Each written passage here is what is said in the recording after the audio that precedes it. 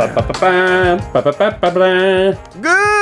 morning, good afternoon, and good evening. Whatever time it is, good everything. Because this is Punch Drunk Nerd, and we are back again for another week of nerdy news, nerdy discussions, and nerdy things that we're into. Listen, this is the podcast where three friends, three amigos, three buddies come together to talk about nerd shit. But this time, we're missing our dear fellow compatriot, Miguel Sanchez. But that's okay. Again. Because it's me, Luis Gonzalez, and of course, Ed Bull. And together as a duo, we are going to buddy cop this thing, and we are going to fill your brains with all the nerdy goodness, all the nerdy news, and all the talks about Rings of Power, House of Dragons, and here and there, and from A to Z, everything from in between. So don't you worry, we got you covered. Like I said, we're going to do news of the week. We're going to talk about some of the big stuff that's happened this past week. And then for our feature discussion, we're going to talk about the newly released Prime Video's Rings of Power, the first 2 episodes. We'll talk about that. And then we're going to wrap this episode up with what we're into. Each of us will talk about a show or movie that we've been watching and just kind of, spiel, just kind of have a good time, kind of relax. Nothing big, no big deal. But we're going to get some serious business, okay?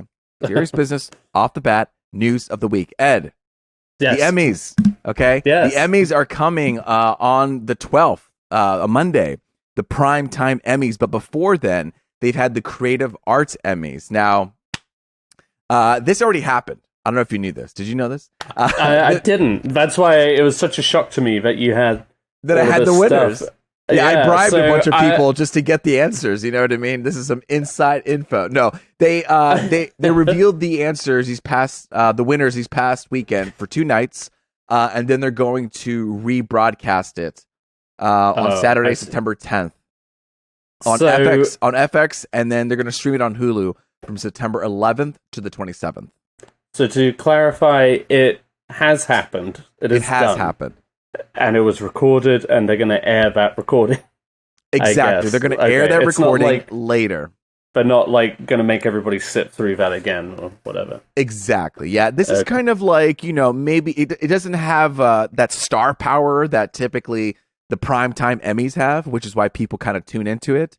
This is the Creative Arts Emmys, the people who are working on, everything else, costume, makeup, cinematography, main title credit designs, all of these things. And it's crazy going over the Creative Arts Emmy. Everything is so broken down into specific categories where it'll be cinematography for half hour, cinematography for hour, cinematography for limited series. Cinematography for event, cinematography for a live event, cinematography for a pre-recorded event. It really breaks everything down, and it would be almost impossible to cover it all in one night. Absolutely. In topics that people may not be interested in. But we're nerds, and we love movies, and we love TV, and we love how movies are made. And so we're going to talk about some of these big winners that kind of, piqued my interest. And just wanted to share with you. It'll be a bit of a list show today. I'm going to be honest. We have a lot of lists happening today. So if you like lists, came to the right show. I'll try and spice it up on the way. Yeah, we'll try to spice it up with a little cayenne pepper. Now, some big top line news here. Just to say, we got some people who are very close to the EGOT, which is the Emmy, the Golden Globe, the Oscars, and the Tony. Is that right? No, not the Golden Globe. What am I talking about? The Grammys. Yeah. Holy crap! But the Golden Globes qualify. Golden Globes wishes. They wish they were in that tier. My goodness. So yeah, of course, Emmys, Grammy, Oscars, and a Tony. Paul McCartney, Ringo Starr, Adele, and Eminem, with his first Emmys, are making them all one Tony away from an EGOT sweep. So they got some Emmy wins this past weekend that makes them one step closer to have that full EGOT, crown. So here's my only thing is, they would essentially just have to write, a musical. Yeah, I just don't see any of these people starring in a musical on Broadway or, just like general. They could work together to make a musical. Adele. What do you think about that? What a musical that would be, huh? Across different tapestries of music and culture. Oh my god. You got Beatles, you got Adele, you got Eminem. You could all almost corners spell... of life. Yeah, absolutely. But that was kind of the big sweeping note. But I'm gonna go through some shows that did really well. Arcane. I've talked about Arcane multiple times. They've won for 3 awards: Outstanding Individual Achievement in Animation. This one was a juried win, which means peers of that specific field was able to vote and say, "Hey, I also do animation, and I just want to call out that these people are killing it." So Arcane did fantastic in animation. They also got Outstanding Animated Program, which is the first streaming service to win an Emmy in this category. I'm telling you, it's great. If you haven't seen Arcane, watch Arcane. The Beatles Get Back on Disney Plus won for directing, outstanding documentary, outstanding picture editing, sound editing, and mixing. Ed, did you watch the Super Bowl? I did not. Oh my God. I did watch the halftime show. Okay, the halftime show. I don't give a shit about the... Listen, I know Miguel was dancing. I was dancing. We were acting like we were back in the 2000s, the 90s when that halftime show happened. Yeah. And it was awesome. And I think it got recognized for outstanding music direction, outstanding production design for Variety Special, and outstanding Variety Special live. I mean, they did have quite a set on They that had Snoop Dogg, Dr. field. Dre, Eminem, Mary J. Blige, Kendrick Lamar, and 50 Cent hanging upside down like a vampire. No, it was a really good fun time. It got me out of my couch, got us dancing, We were carefree for just a few seconds in our lives, and it was nice. Oh, nice. That's President Obama, he actually won an Emmy for narrating Our Great National Parks, which is on Netflix. First president to win something like this. A show I haven't watched, but I've been seeing some buzz. The Black Lady Sketch Show. It won outstanding directing for a variety series and picture editing. So there you go. I'm going to dive into cinematography here. I think we always like how things look. Dope Sick. Cinematography for limited series won for that. I haven't seen it. I've heard great things about it. Have you seen this? Dope Sick? I have not, but likewise, I've heard great things about it. How about this? Have you seen Atlanta? I've seen 1 and 2 and 3, but I haven't caught up. Oh, 3 seasons. Yeah, I think so. How many are out? 4? Then you know. I think the 4th one's coming out soon. Okay, so I haven't watched the 3rd one. Well, they won cinematography for a single camera series for a half hour, and then Miguel's another favorite of his, Euphoria, cinematography for a single cam series, 1 hour. They also won choreography and outstanding guest actor, Colum Domingo. This is an interesting award that I didn't realize was awarded, but I think should be awarded, is main title design. I always love a good title. Yeah. You know what I mean? We talked about the new Game of Thrones title. We were expecting what it would look like. It's a new series. Yeah. Anytime a new series pops up, I'm like, what is the title design going to look like? Exactly. Yeah. Well, Severance won the main title design, and that's just the visuals, huh? That's just the visuals, exactly. Okay. Because gotcha. They also have an award for original main title theme music, and that went to White Lotus. So see, it gets very like into the weeds here with all of these specific awards. Only Murders in the Building, Nathan Lane won as an outstanding guest actor in a comedy series. Incredible. Rightly so. Barry, outstanding stunt coordination. Of course, if you've seen Barry, they really do a good job of not hitting that drama and comedy, but also having incredible stunts in like weird times. It won editing for comedy series, absolutely, and sound editing. It does have great sound editing in that show. Yeah. Another show that has great sound editing is Stranger Things. That's like one thing that pops out to me when I always hear it, especially in their transitions. They won for sound editing, sound mixing for a 1 hour series, prosthetic makeup, music supervision, of course, because everybody's been listening to the soundtrack of Stranger Things. Yep. And then stunt coordination. A show I haven't seen, I don't know if you've seen Squid Games. Nope. I hear so many great things. It's one of the most streamed shows out there on Netflix. They're coming with a season 2, but they won. Guest actress Lee Yu Mi won production design, as well as special VFX in a single episode and a stunt performance. Okay. To round this all out, we got to talk about our boys at Marvel. Okay, boys and girls at Marvel. We have to shout out, what have they done? What did they win? Chadwick Boseman won an award for his voice acting in What If. And Moon Knight won for sound editing for a limited series. Keeping it with the Disney world, we have the outstanding TV movie, which is Chip and Dale. Rescue Rangers. They won it for the outstanding TV movie. So those are kind of the big ones that we have here. That's a lot.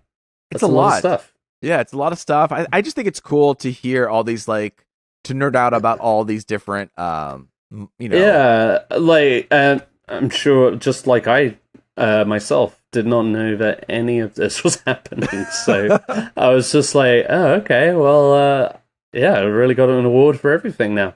But I understand why they want to split it up, because people are so flaky for, you know, award shows in general. So, people just want to see the big people win, you know what I mean? Exactly. So, they want to see people win. Yeah, like, but, I mean, like you said, it's very cool just to, and also, I mean, it seems like they've got a lot of great shows on here. So it's nice to see these, like, get, like, recognition. And I think as we come to the end of the year, that's what really we're doing, is kind of saying, you know, you've heard people talk about this show. If you haven't seen these shows, you know, they are getting awarded for these things. Maybe that'll boost you to watch them, because people do recognize them as being good. Barry, Severance, Arcane, like, these are shows that if you haven't seen, check them out. Even like stuff that I haven't talked about, but like hair, makeup, obviously there's casting that's getting awarded as well. I love that stunt coordination is getting awarded. A lot of cool stuff. But if you're into the main show, the Primetime Emmys, they will be here September 12th. And if you're wondering, hey, who's in contention? Who are the big people that I should be on the lookout for? Well, Succession has a lot of nominations. Ted Lasso, White Lotus, Hacks, Only Murders in the Building, Euphoria, Barry, Dope Sick, Severance, Squid Games, Ozark, Stranger Things, and Marvelous Miss Maisel. Those are the shows that have a lot of nominations. I think a lot of them already went through the ringer with the Creative Arts Emmy, but still, if you're wondering, hey, what are the big shows this year? Those are the ones that are being recognized a lot in the Emmys. It'll be interesting. We'll have the winners by next week, huh? We will. We'll talk about them. We'll and then, I think by the end of the year, we'll do our own kind of Emmys, like our own top movies and top TV shows that we like. We'll have our own punch drunk nerd version of it. Keep listening for that date. For the love of God, keep listening, please. Just a few more months. Come on. Just a few more awards and we'll get there. But I like I said, I love the main title design. I love original main title theme music. We love music here. You know what I mean? We love music. Yeah. Luis, what comes to mind when you think of movie music? Who? What comes to mind is the iconic John Williams. All right? John fucking Williams. Johnny W. You know what I mean? Johnny Dub. John Dubs. John Dubs. The Johnny king, Baby, the legend, as the iconic. Apparently he likes to call people. So John Williams was...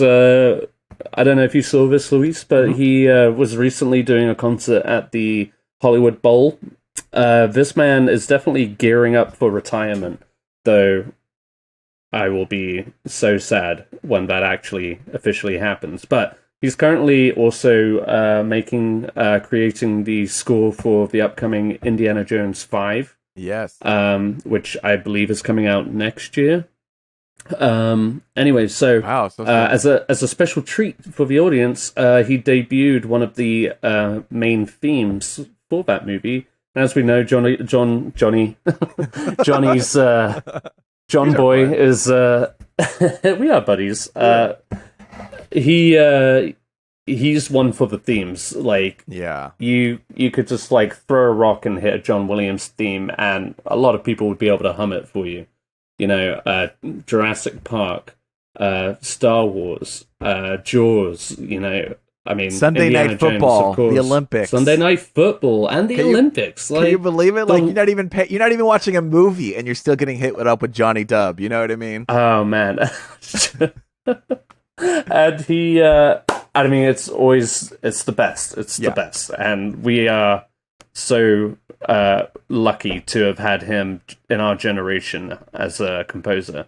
All that to say, you can find this theme. It's called Helena's theme, which supposedly is the character being played by Phoebe Waller-Bridge in the movie.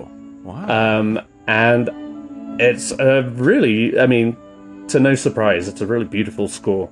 It's Louise, you listened to it, I guess. I did. I think, it's beautiful. It's sweet. It's tender. It's sweeping. It's very, like a sweeping romantic. Yeah. And he even says in a statement, like leading up to the performance, that he, based it on the kind of like classic Hollywood style. It does feel that way. Yeah. Very much so. And furthermore, kind of gets me interested about her role in the bigger picture, because like it does sound romantic. Is Phoebe Waller-Bridge going to be macking on old Harrison Ford? I don't know. It also feels very like it has this conclusive feel, like a conclusion. Like it has like this almost an end of an era, like a remembrance. It feels like done, like totally. An ending to it. Do you know what I mean? It's like it feels very sweet and tender, and then we conclude, almost like it's ending the series or giving respect. So soft, yeah. Absolutely. John Williams can do no wrong. Bless you, sir. You know who else is doing no wrong right now, apart from incredibly dangerous things? Is old Tommy Cruise, Tom. Tom, yes, our good friend Tom. And to nobody's surprise, this time he is hanging out of a biplane. Insane. Yes, he. So as what was allegedly I really don't know how true this is. Like a leaked promo or teaser for the upcoming Mission Impossible Dead Reckoning, right? Part 1, sorry, I should say. They dropped this, and basically it's Tom Cruise clearly sitting atop one of his old-fashioned biplanes that has stacked wings, propellers and all of that. And he's just hanging out, talking to the audience, and the audio's a little rough, but obviously, which makes sense because he's like flying through the air. It's like with all this wind, it's like I can't believe he's doing this. And then out of nowhere, what's his name? Chris McQuarrie. Yes, the director pops up on another biplane, not doing a stunt. He's in his seat, and they do this whole bit anyway. And then of course, like the plane flies off, and Tom Cruise basically looks like he's about to fall off. But okay, that's what caught my eye was when it dipped down, like after this comedic bit between him and his director, like, "Hey, Tommy, we got to get back to making this movie," and he's like, "All right."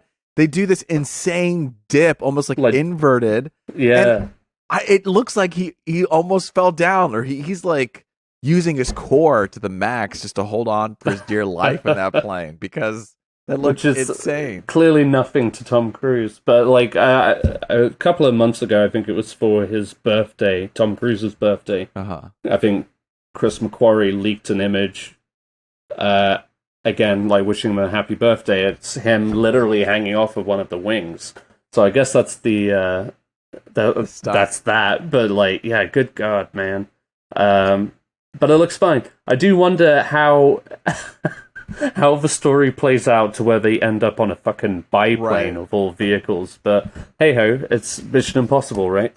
I mean, and I know it's not in our notes here, but I just want to give another quick shout out. Like, this man had a movie come out number 1 at the beginning of Memorial Day weekend, and then that movie was also number 1 at the end of the summer and Labor Day weekend. Like, how I've never heard of anything like that in my life. No. What an insane time. I mean, I think they said like his movie is the 5th top grossing it just crossed movie in over North America. $700 million domestic. So yeah, more power to him. You know, he's I mean, you could say he's in the prime of his career right now. He's he knows what he wants to do, and he's getting It was it that done. Tom Cruise, Christopher Nolan film. You know what I Exactly. mean? That Tom Cruise, Christopher Nolan, James Bond film, Oh, where Tom Cruise is the baddie. Yes, please. Tom Cruise, because we also didn't mention this, but John Williams was interested in doing a theme music for my 007 for James Bond. Can you imagine? John can you Williams imagine theme Christopher song. Nolan Christopher Nolan John with Williams? Tom Cruise, like, wow, what that would be incredibly epic. That would be like the perfect opening for any Bond. Whoever is lucky enough to get the role next. Yeah. Like, oh boy. What a way to bring audiences in, you know what I mean? Yeah, Like, automatic money. And you know Christopher Nolan will go to the heights that Tom Cruise wants to go. I mean, talk about the one-upmanships that they'll do to each other. They'll just kill each other. Yeah. But yeah, oh man, that would be incredible. And, you know, there would be haters, there would be lovers. People would say, this, you know, I miss the old 007. Well, Amazon Prime Video has found a way to combat bad reviews. They're introducing a 72-hour review delay, where it's basically a policy where you can't comment, you can't troll on something before it comes out or when it comes out right away. It's been a big thing that's been happening with movies where people won't even watch it. They'll just kind of throw their comments and ratings on something just because, you know, they don't like it. And it messes with the algorithm. With the algorithm. It's supposed to minimize trolling. It's supposed to help authenticate comments from actual viewers. You know, they did this with the book side of Amazon's dealing as well. And it wasn't launched just during Rings of Power because they saw negativity. This was launched earlier in the summer. And I think people just started noticing when Rings of Power came out, because obviously that's a huge show. But this is something that they have been trying to figure out and put out there. And viewers can't post a review until they watch the show. Which I think is also awesome. I like this Rightly idea. So. Yeah, we'll get into it later on when we discuss the Rings of Power, but like, it is almost obscene just how petty people have become as far as reviewing just about anything. Mm-hmm. And I mean, on any platform you're going to, and Amazon, of course, is open to all kinds of, and I'm not like saying like, no, poor Amazon or whatever. It's more of just like I don't know. It's a platform that is also open through shopping. Yeah. You know, online stores and what have you, on top of its own TV, movies, and other marketing stuff. It's just like, okay, I could see why they would want to adjust that, you know, remedy that, because absolutely.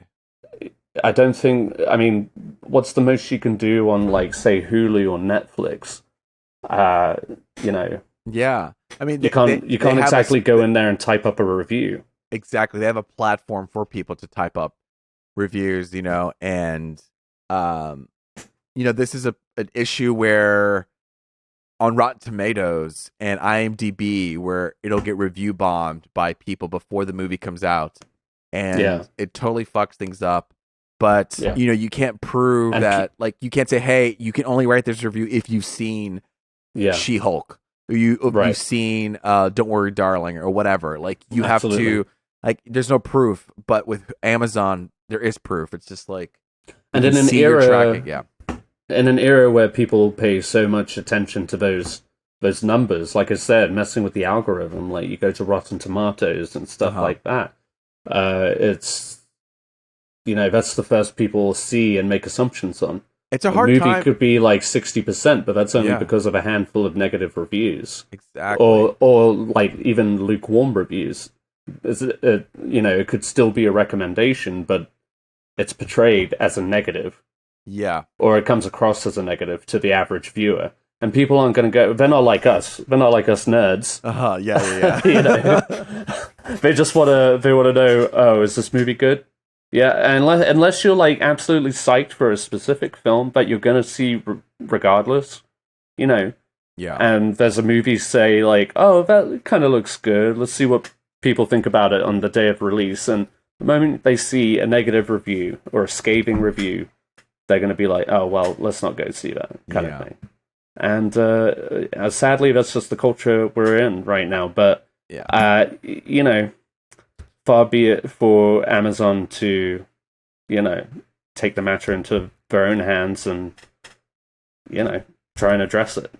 I know. In the best way they can. It's an interesting time. It's like I feel like Rotten Tomatoes wasn't so bad a couple 7 years ago, and it's just like we're entering a new era where everything is super polarizing. People are very extreme about their opinions, and absolutely, they just realize the power they have in review bombing stuff, and so it really is a time when I don't know. I hear something that a movie's not good, or people have a certain opinion about it, and I can't really trust it. It's like I have to listen to I have to really rely on my close friends and just go see it myself now, instead of saying like, yeah, okay, absolutely, this is the temperature of maybe like the mob, and it almost feels like there's some cultural reasoning behind it, which gives context. But as far as like the movie or the thing, it's like I have to just watch it. There's no I can't rely on that anymore.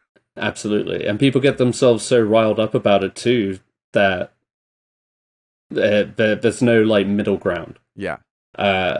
Like again with the Rings of Power, you'll see like the critics, the critic rating and the audience rating are vastly different. Yeah. There is very little room for middle ground these days. It's I know. It's exhausting, I'll say that. Yeah, a lot of people, it can disappoint a lot of people, and a group of people that are disappointed are DC fans. Because this year there will be no... When are they not disappointed, Luis? Let me ask you that. You must be a masochist for a DC member, yeah. When were you last satisfied as a DC fan? It's like a troubled sex life. It really is. You have to go to the outskirts. Right now, I'm enjoying it through like Harley Quinn TV show. You know what I mean? That's how I'm getting my joy from DC. I've watched like the Batman 5 times this year and like nothing else. You have to find in pieces in the dark alleyway. Make sure you don't bring your parents or they'll get shot. Things like that. But listen, DC Fandom was introduced in 2020. This was a virtual event. Obviously, during the pandemic, it was a way for them to, not a lot of events were happening. So DC took this as an opportunity to showcase some of their stuff. Some things like the first 2 trailers for the Batman, a look at Blue Beetle and the Batgirl concept art, confirmation on series. But with there's such a small showcasing at Comic-Con, really we just had Shazam and Black Adam. There's so much that the DCEU has to offer. We were expecting a DC Fandom to say, hey, we know we held our cards close to the chest, but now we're really going to tell you what's happening in our own platform, which would make sense. But things are a little more complicated with the new merger with Discovery, Warner Brothers Discovery, shifting things around, and so they're just not ready. Who knows what the future of DC Fandom? Here's a quote: "With the return of in-person events, Warner Brothers Discovery is excited to be able to engage with our fans live at numerous Comic-Cons around the world. It will not be scheduling DC Fandom for 2022. It feels like they're saying like we're gonna stop doing this because we're now live, but also we're just committing to 2022. But potentially there may not be a DC Fandom anymore. Sure. Doesn't it kind of give that vibe off or no? What? Potentially. I mean, especially with the way they're phrasing it. Yeah. But when they specifically mention for 2022, I mean, with everything that has been going on, I mean, I kind of get it. It's like you don't want to hype up this big thing only to have nothing. I mean, what? Yeah. I mean, what are they going to show? Like, The Flash is a little too controversial right now. The Aquaman would be the only thing you could show. The Aquaman and Shazam again. And Black Adam, I mean, but you don't want to run that into the ground. And the Batman has only just started, so I mean, it's really like limited. So to that effect, at least with like D23, it makes sense. Yeah, like say if it was like a Warner Brothers on the whole, they'd have something to talk about, but it's not. It's DC. And what is out is all that's out, and what's coming we already know, and we can't really see much more of. Yeah. So, yeah, I mean, whatever. This is clearly a transitional year for them. And until we get through this next phase, yeah, I mean, to your point, I think I don't foresee them going forward with it. Because, again, I mean, there are so many outlets at which they can do promotions for their upcoming movies, but... bottom line is you need content. The phase 4 of DCEU, the post Zack Snyder saga. Now we're going into the Discovery saga of the DCEU. How like a phoenix, when it dies, it burns up. Yes, into ashes. We're in the ash phase right now. Okay, we're in the ash, and we're just waiting. We're waiting for a new baby phoenix to rise up, and it might be Robert Pattinson. It might be something. I don't know. We have Robert Pattinson. We have the Joker to look forward to. We got a 4th season of Harley Quinn. We got bring it. We got things coming. New things every day. There'll be new things. And speaking of new things, we got new iPhones. Who's an iPhone user? Woo woo! I talked about this earlier in our last podcast. Just how there was an iPhone event. We got news. So if you're a techie nerd, strap in. But also, if you're a techie nerd, you might already know this. So, but these are people who, slightly interested in the iPhone. So here's an update. iPhone 14, they're set to be $799. iPhone 14 Plus, $899. And then there's obviously the iPhone Pro 14, which is $999. And then the iPhone Pro Max, the one that would cramp up your hand because it's so freaking big. That's $1,000, $1,099. What's almost new? $1,100. yeah, almost basically $1,100. Yeah. So what's new? There is this cool new feature. I was kind of unsure about this phone, to be honest, but when I saw this feature, the always on display. I had a Google phone for a while. Okay, I had a Google phone. It had an auxiliary port for you to put your headphone jack in there, and it was incredible. All the other phones didn't have headphone jacks anymore. The Google phone did.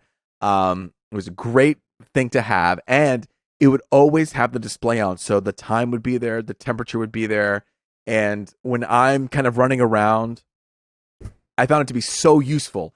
Like if I'm editing and I'm working and I can just look to my left and see what time it is, or if I'm getting ready, brushing my teeth, or feeding the cats or whatever, I don't have a phone. Just glancing at something is such an improvement of quality of life. I know this is such a first world thing, but it is such a big deal. Like sometimes I have to use my nose to like open up the phone just so I can see what time it is. And so, or I have to use my knuckle or whatever, but they're going to have always on display and it's so cool.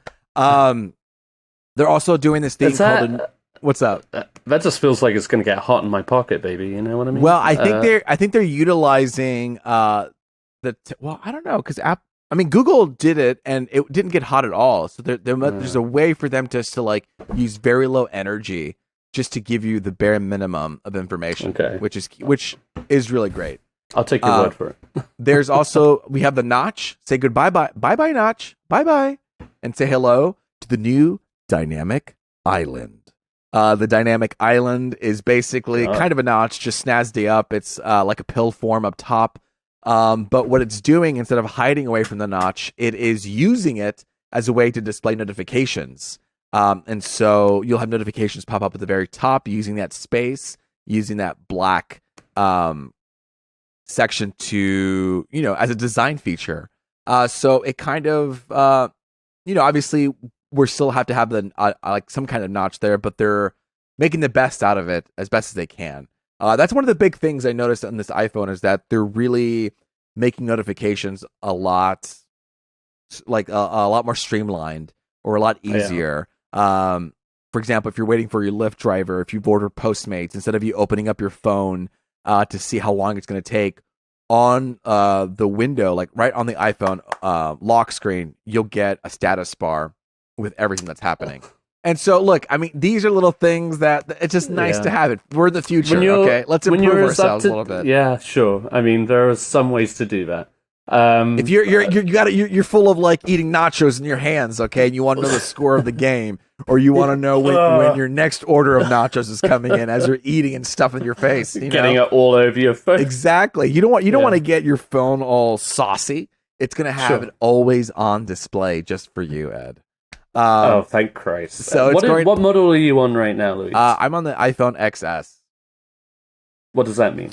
It was the one after the X. So it was when they introduced. So yeah, right when they introduced the notch for the very first time, I got the phone model after that. Okay. But that's the 10, right? Technically. Well, it's the second series of it. So it had the 10 and the second, and usually the one after that. Gotcha. Okay. So they did. So you can also connect to the satellite for emergency calls. So if you're out in the woods and someone's about to murder you, guess what? You can connect to the satellite and hopefully with someone to save you. No more you trying to get a little like small pin or small needle to pop out that SIM card.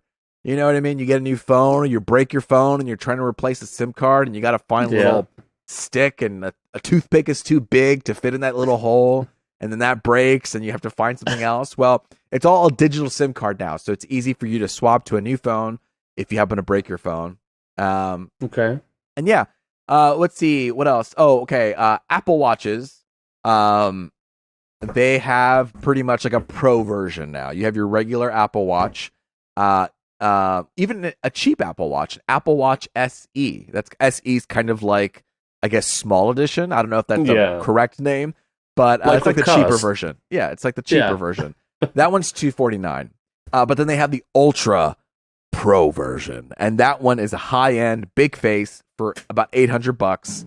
Has 60 hours of battery. So if you want the Pro end, that's what you want, Ultra. But if you just want an Apple Watch to keep things, know what time it is and stay in the ecosystem, $249. New AirPods Pro is being launched September 23rd.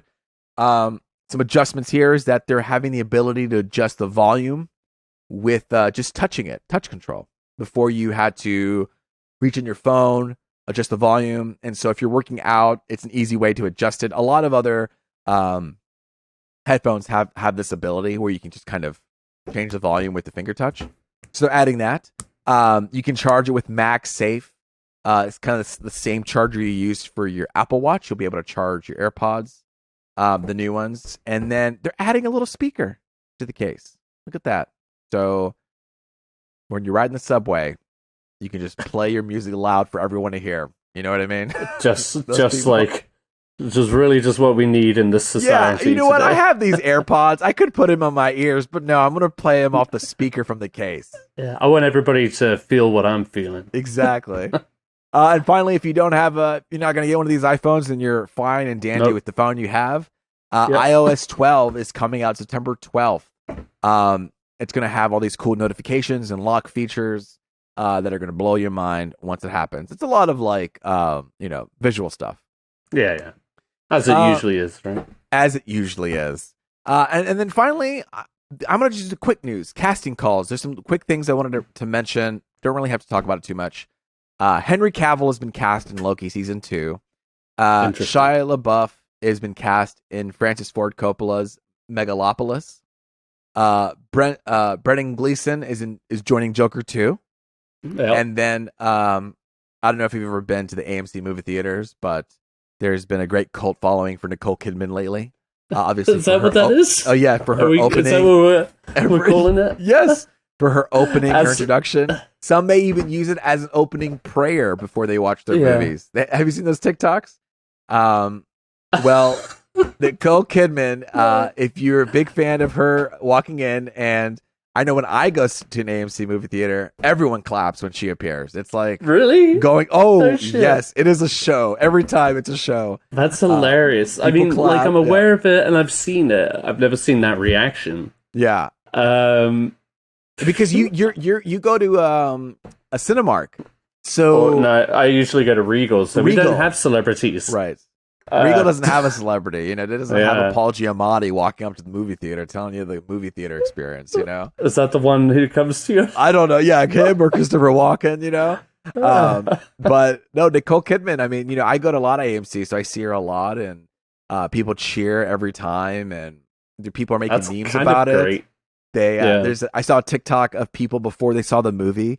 They were reciting her script as they were almost reciting a prayer. You know, Bizarre. That's bizarre. Anyway, if you're a fan of that, guess what? AMC is creating a sequel edition of that. So who knows if it's going to live up to the hype of the first one? But I want a prequel. You know, use the digital de-aging technology. Right. Bring Nicole Kidman back from Batman Forever. You know what I mean? Oh my God, yes. Well, maybe that'll be what they do with the third one. Instead of it being a trilogy, it'll be like a prequel to the original. So we'll have to pitch to AMC. Good for her. Yeah, good for her. She's doing pretty good. I hope she gets an Oscar for that. We love movies. Another thing we love about movies is trailers. Yeah, especially when Nicole Kidman introduces them. Yes. Yes, we have a handful of trailers. We are well into the. Well, I guess we're not well into it, but we're well into the pre-stages of Oscar season. Yes, exactly. Yeah, we're like, people are barely going to the theaters right now. They'd rather see Top Gun Maverick for the 10th time, and but everybody's gearing up for the next wave of movie magic, and no less with a bunch of like hard-hitting dramas. So. Yeah.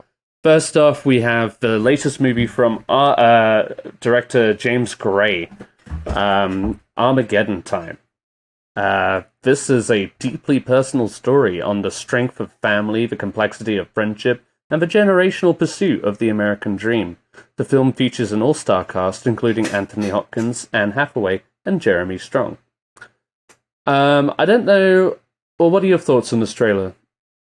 You obviously watched it. It's a great cast. Great cast. And that's all that comes to mind, and that's what I keep telling myself. But the trailer looked very, I don't know, like by the numbers almost. Like, it seems very heavy-handed in its messaging. Yes, like I'm just like, okay, so we're still making movies like this, and I mean, even for James Gray, I can't say I'm the biggest James Gray fan. Have you seen a lot of his movies? I have not. He did Ad Astra.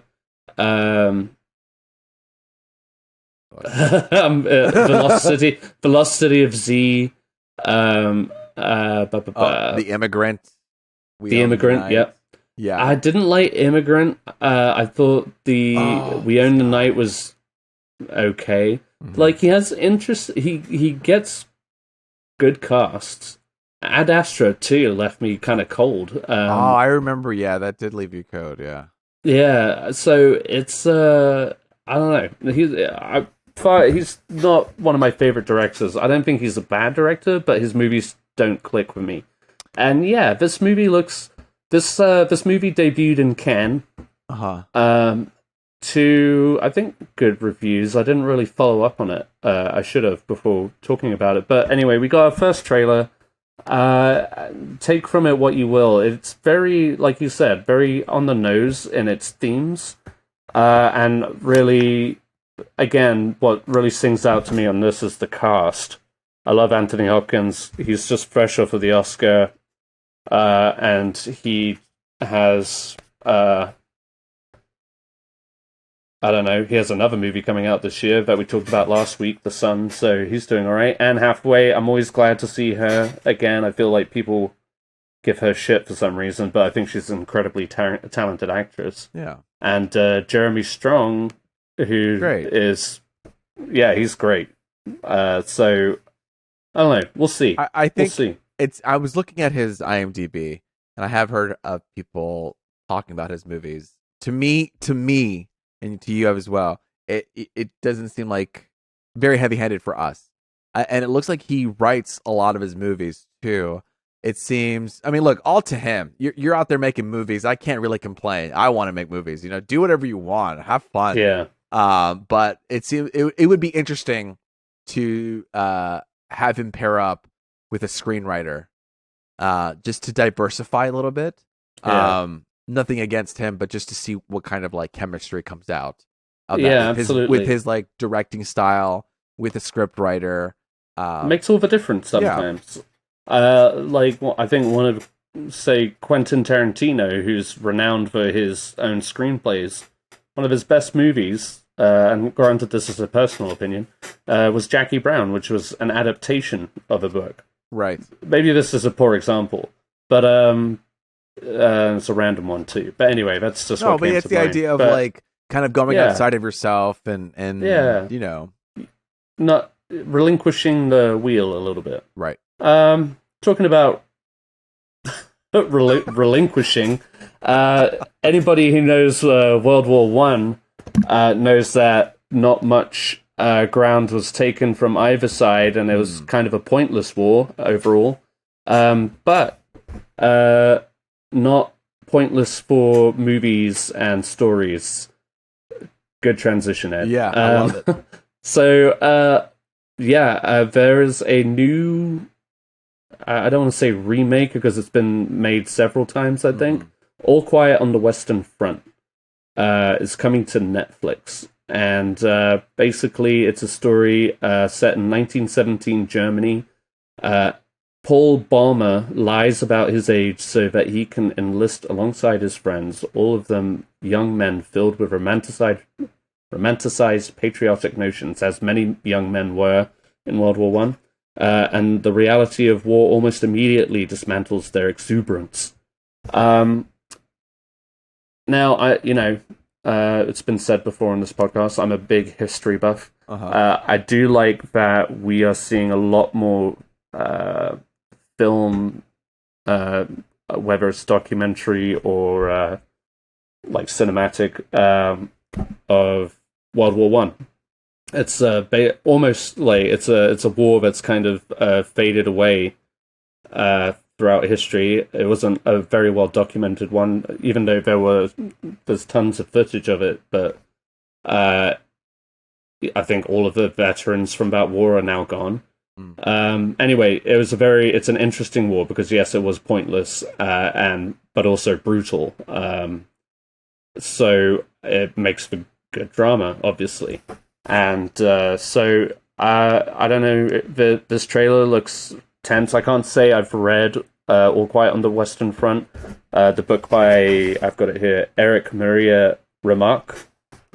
And the book is like anti-war basically, but it was like the first big kind of tell-all on World War One about the real stuff that went on. And a lot of men went to war thinking like, yeah, it's for victory, for country, but really it was for some royal family, you know. Yeah. So anyway, all that to say, the trailer looks solid. It looks like a solid war film, and not cheesy. It looks like intense and gritty, and it looks like it will be like mostly in German, from what I can tell. But yeah. Yeah, like you said, like you said, it doesn't like these. They come into the war romanticizing about like you know, oh, we're going in for our country. It's going to be a great honor. And this movie from the beginning, and you know, in movies in the past, we've also romanticized war and all this stuff. And so what this trailer does, it immediately says like, this is not. Nope. Yeah. What does it say? It has this text that pops up like, we're not celebrating. I'm gonna butcher it, but basically they're like, this is not a celebration. This is dramatic. This is fucked up. Yeah.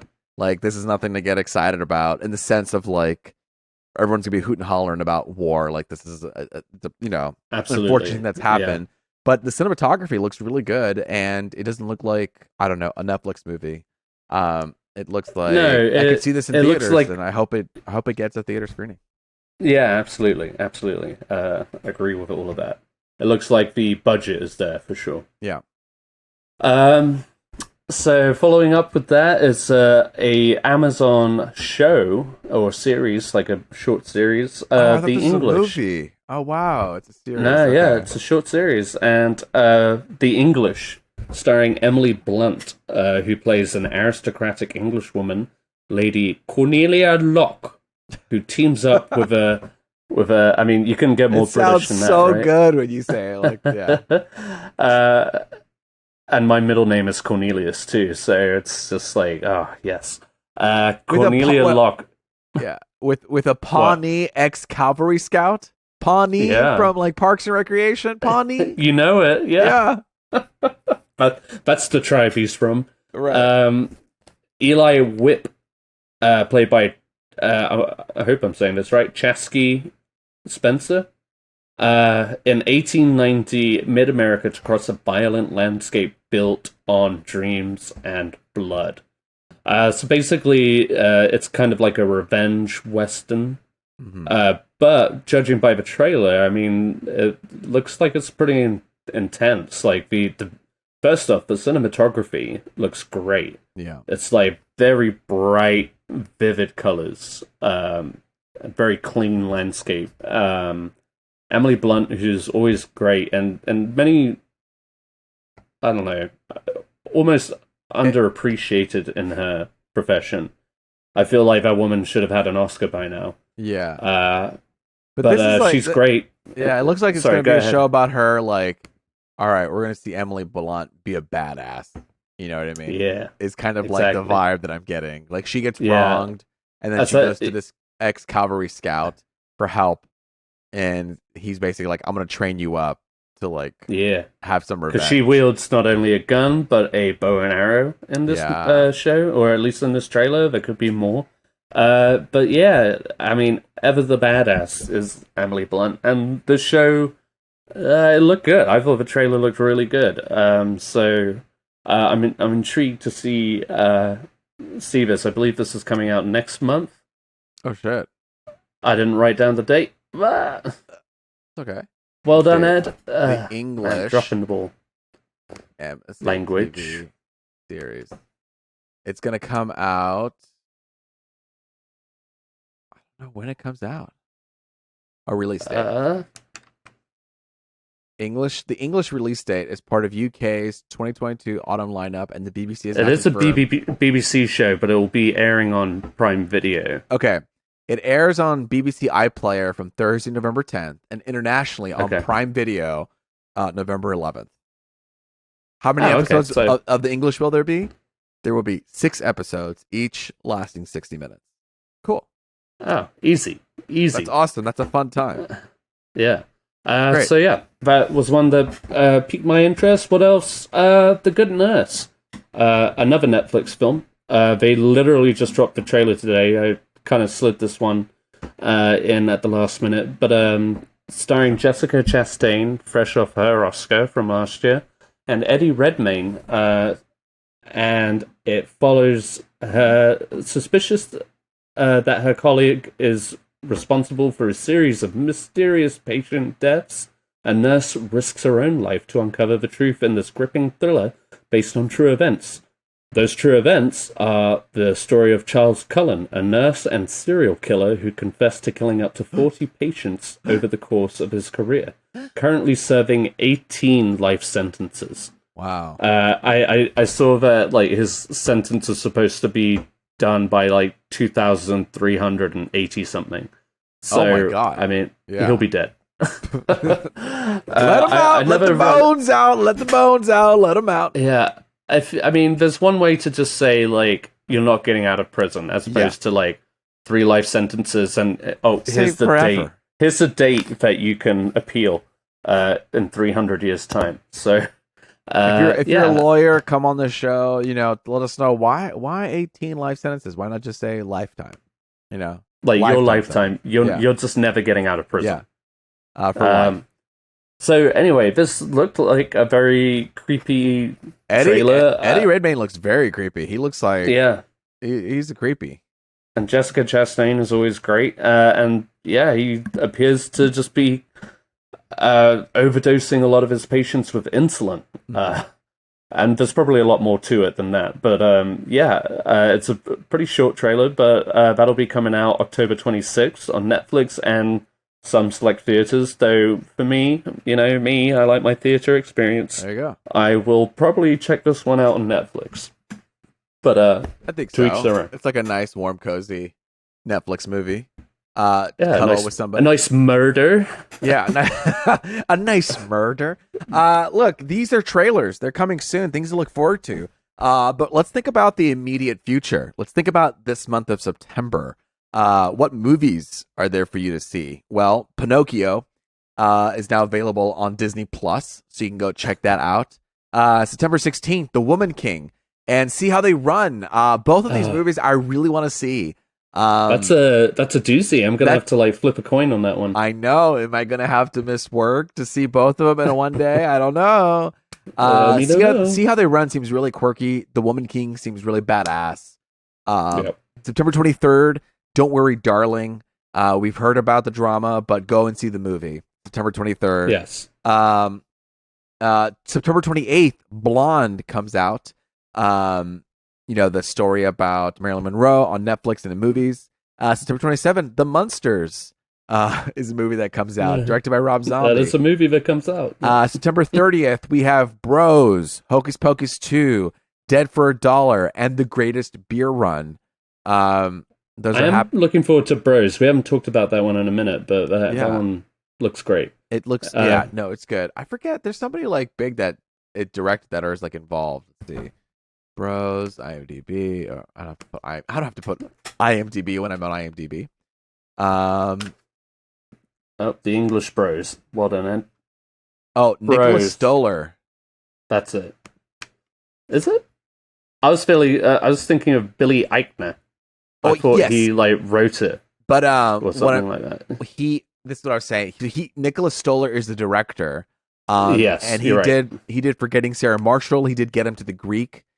He did Neighbors, and so he's also doing this show, Bros. And I love Forgetting the Marshall and Get Him to the Greek, so it's exciting. But if you're like, hey man, I want short content, I don't need a long ass movie, I don't want to go to the theaters. Well, let me tell you the September TV releases.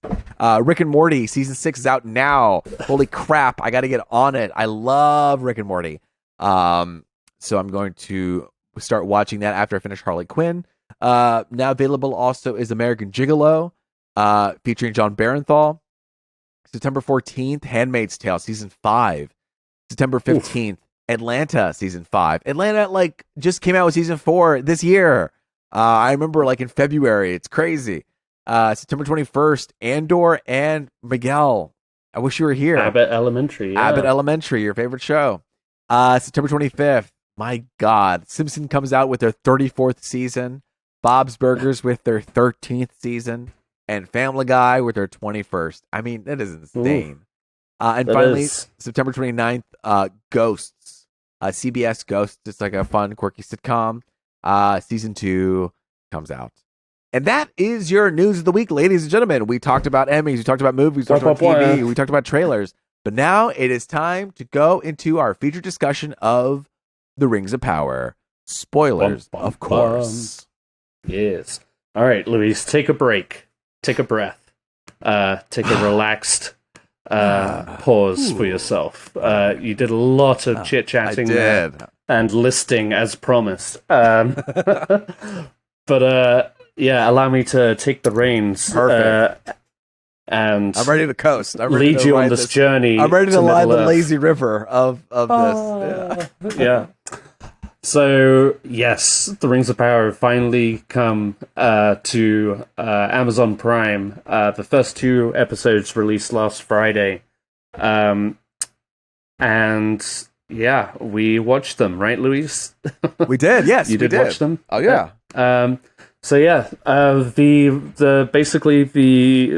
The series is taking us back 1,000 years before the events of The Hobbit and the Lord of the Rings movies. They are, I guess I'll just get into the episodes first, and then we'll get into it.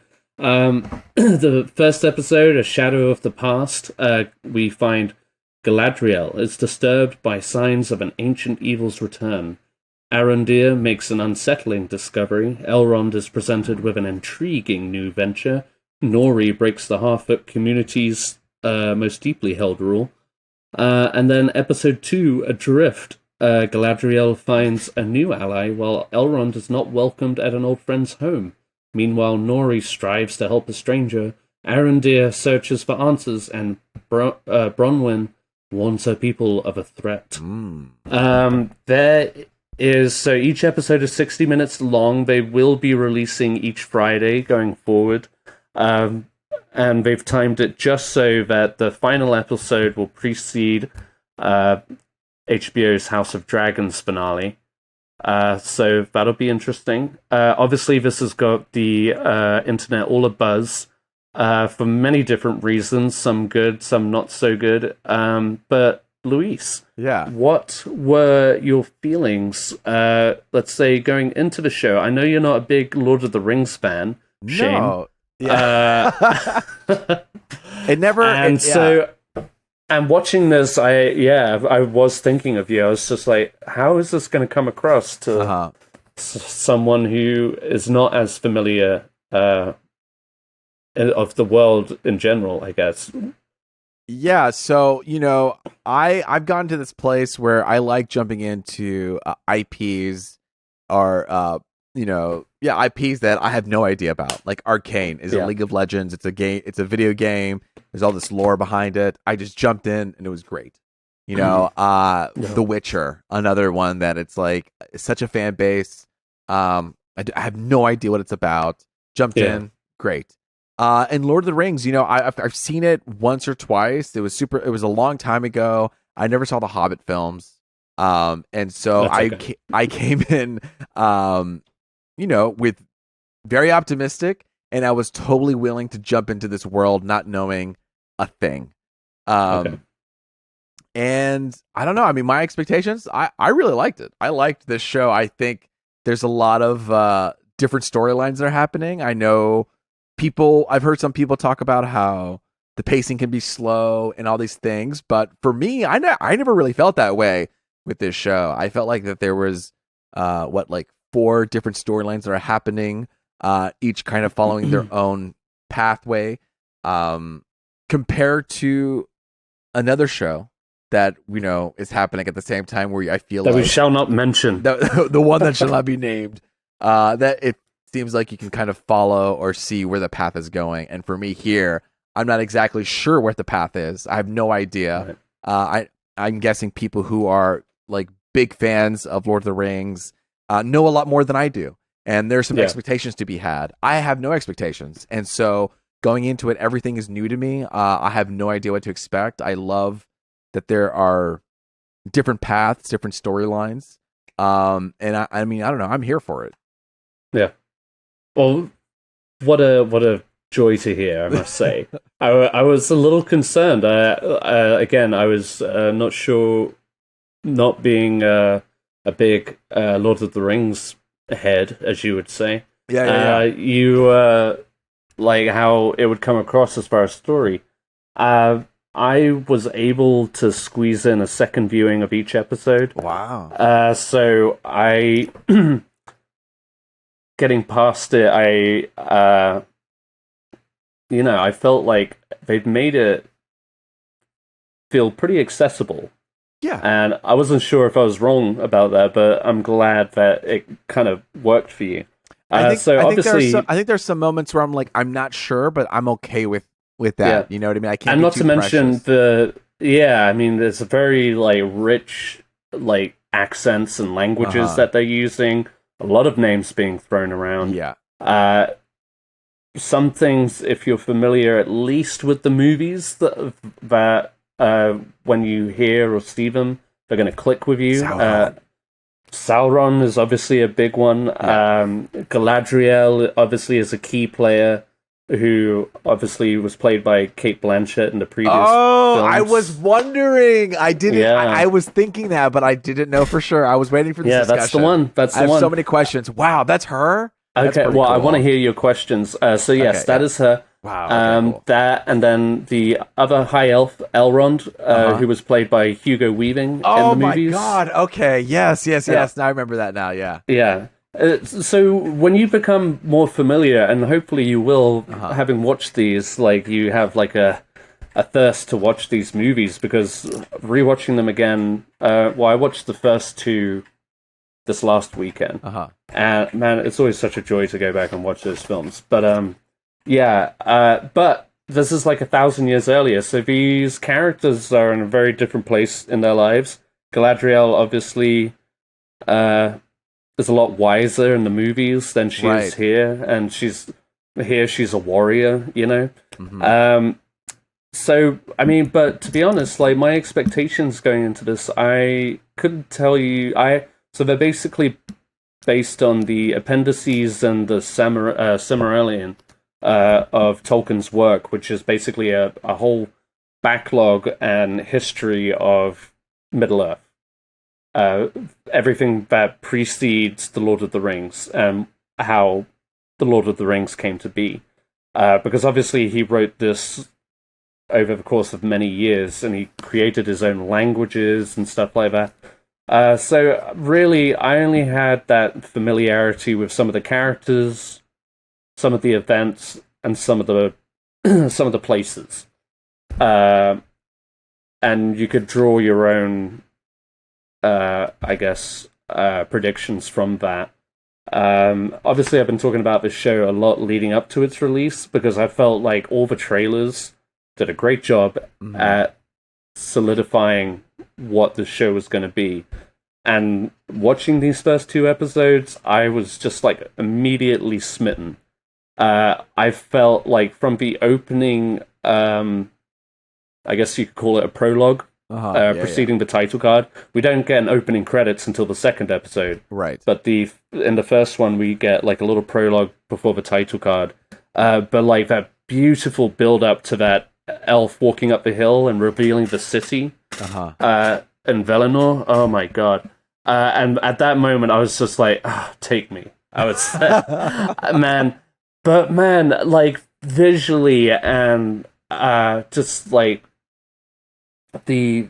from all the details to the set designs to the dialogue, everything is just like so it's very rich. Poetic. You know, it's very poetic.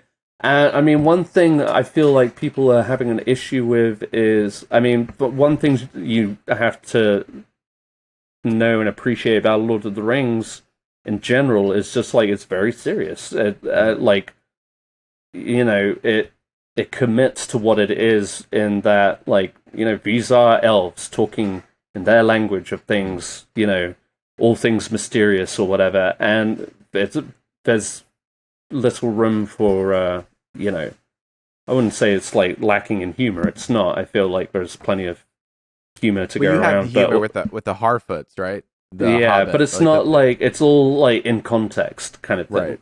It's not just like, you know, it's not cheaply done, I guess, in that way. So anyway, I thought the world building in this, just these two episodes, were fantastic. Like, I was really floored. And I mean, yes, there's been reports about how much money has gone into this show. Right. But it's there. It shows. Like, the fucking score is beautiful. Like, we were talking about the show that shall not be named, and I won't mention it, because I don't want to make those comparisons, because it's not fair to make those comparisons for either show, really, because they really are vastly different. They are different. And they're going to be. It's not going to change. Like, people aren't going to just start fucking in Rings of Power, you know, or, you know, that's not what it's about, you know. It's about the world itself. And, man, they lay it out so well, I feel like. So I like how many players are at play here. You know, I think one of the daunting things, and I guess we'll see how it plays out, I think we've only met maybe half of the potential cast for this season. Okay. Obviously, I assume you saw the preview for the remainder of the season. Actually, no, I didn't. I missed. I kind of check it out, because that only just like hype you up. Oh man, I was so hard at the end of it. Like, I was crying in my eyes and my pants, if you know what I mean. Yeah. It was so like anyway, the preview made it look incredible. Awesome. Like, everything they're going to introduce here. So, excuse me. Yeah, it very exciting. What a You said you had some questions. I'm curious to know. Yeah. So, okay, a couple questions. How can I help? Okay, we have this mysterious man coming out of nowhere, flying in From the sky. From the sky. Yes. Is he an alien? Do we have aliens in Lord of the Rings? Is that what's I happening? don't believe he's an alien. Okay. It's more. I thought he was it's like a more Superman mystical. character. Like It's more mystical than that. Is he a wizard? We'll see. Okay. There's speculation that he is a wizard, or maybe the first of wizards, because obviously wizards exist in this world. That's what I mean. Like, that's what I was thinking. rumors. Like an alien wizard that came in and like. I could, and see, the thing is like they would view it as like he fell from the stars, or like he's a fallen star. He's an alien. Yeah. Yeah. I mean, like in a rash. Oh, okay, in a rash way. Yeah. I see. Star. But well, no, because he's all about stars. He's all about like the exactly. Bugs, yeah. But like in all honesty, I don't know who he is supposed to be. I speculate. A lot of my guesses about the show are pure speculation. I'm just kind of like lining up the dots. But as far as him, he's still kind of like a mystery to me. All things. Here's a good question then. The show starts off where the elves are in their like paradise, land, and then Morgoth, is that the Morgoth? Yes, he comes out basically out of nowhere, right? And then the elves are like, we have to go across the sea to Middle Earth to save people. You know, right? To fight him. They're basically like, there's an evil, we got to go fight them, and that's what they do. Yes, and then you have Sauron, who's kind of like his disciple. His disciple. Yeah. Like starts off as a disciple and works up to basically his second in command. So we don't know where Morgoth comes from, right? It's unknown, but they kind of wreaked havoc. And I assume, because it's interesting you say that this stranger man is the wizard. But I thought it seemed like Sauron's a little bit of a wizard. Okay, Sauron's a little bit of like has some magic to him as well. I guess everybody has a little bit of magic. Like elves have magic, and like, exactly. Even dwarves have a little bit of magic. So Sauron is more of a sorcerer than he is like a warrior. They're not like just conquerors. They dealt with dark magic. Obviously, that comes into play later on with the rings of power. After Morgoth was destroyed. Okay. Sauron took over. There is this like whole thing of like she's looking to get vengeance on Sauron to like because he killed her brother. He killed her brother, and so but she's also to prevent that evil from spreading back again. Right. Yeah. And then they were like, no, the evil's gone. You need to go back to the Paradise Land. And then there was this moment when the boat was going into the Paradise Land, and to me it felt very ominous and scary too. The way that they were kind of engulfed in that light, almost felt like. I mean, I'm sure they didn't, but like death, and maybe that's the symbol. That's what symbolized to her was like going back to this paradise was kind of a death to her. But it just seemed very intense. Like, oh my God, are those people okay? I'm sure they are okay, right? Those people are fine. Yes, they're essentially going back. Well, they said like going back home, which is, like where that's where the elves originally came from, and that's where Morgoth had attacked. Morgoth had attacked them there. That's what brought them out, so they could vanquish all evil. The one thing about Lord of the Rings is that they are purely distinctive. There is good and there's evil. There is rarely ever any middle ground. Right. You'll have some people who are good who become evil, but there's seldom any middling. So that's one thing to know. Now, but yes, there's also this. There's an elf that seems to have a liking to one of the humans. Yeah. And one of the humans has a son who's very moody, and I have to assume that he is their child, right? That's why he has long hair over his ears. That's why we haven't seen his ears yet. Oh, interesting. I didn't think of it like that. but I don't know how didn't ears even- develop. I don't know if they're like come in time with puberty, but like it's just funny to me how his ears were held the whole hidden the whole time. Yeah, that's And interesting. it seems like I don't know that they might have had something. But then he finds I'm guessing Sauron's sword, and it almost seems like the orcs find him, they're attracted to him, and now he's like bonded with this sword in some way. Yeah, so that's like that dark magic coming into play. My